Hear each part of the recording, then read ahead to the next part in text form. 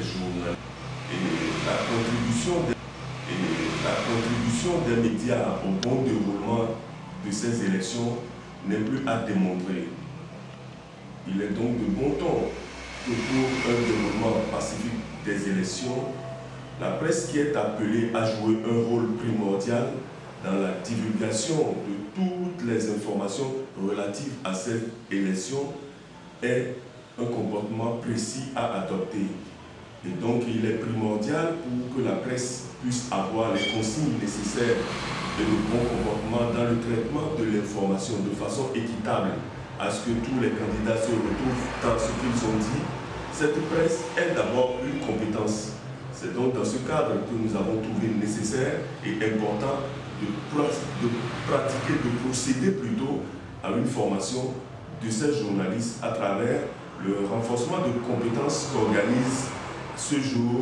Comme vous l'aurez constaté, nous avions initié cet atelier pour permettre aux journalistes de comprendre les enjeux de ce processus électoral qui est déjà engrangé dans notre pays, afin de leur permettre de jouer un rôle important dans la pacification de ce processus. Parce que nous sommes conscients que le journaliste est un acteur clé du processus électoral.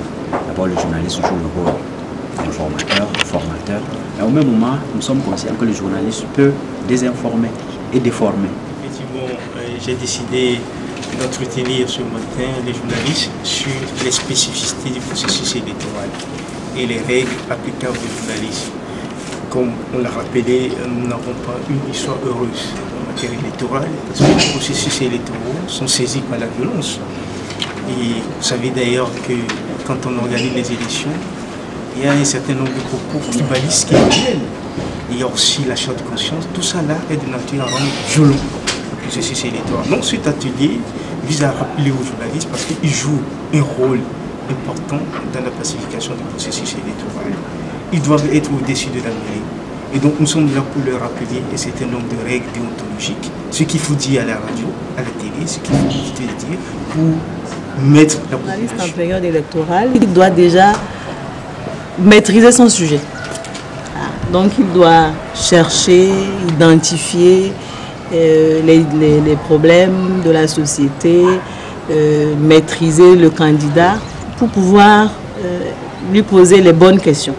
Parce que le citoyen s'attend à une certaine réponse. Lui, le traitement de l'information, il reste objectif en tout temps, que ce soit même hors période électorale, il doit être objectif. Mais encore plus en période électorale. Parce que en face, vous avez une communication politique destinée à séduire.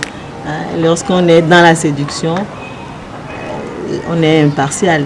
Impartial, le plus neutre possible pour donner une bonne information. Les élections de février 2020 sont un enjeu majeur pour le maintien de la paix, un climat de paix. J'interpelle tous les journalistes membres de FIGEF pour un renforcement de ce climat de paix. Je demande également que les journalistes travaillent dans le cadre qui est le leur. Aux autorités togolaises de faire en sorte que les journalistes membres de FIGEF puissent vaquer librement à leur activité et bénéficier de leur accompagnement sur tous les terrains de reportage durant cette élection.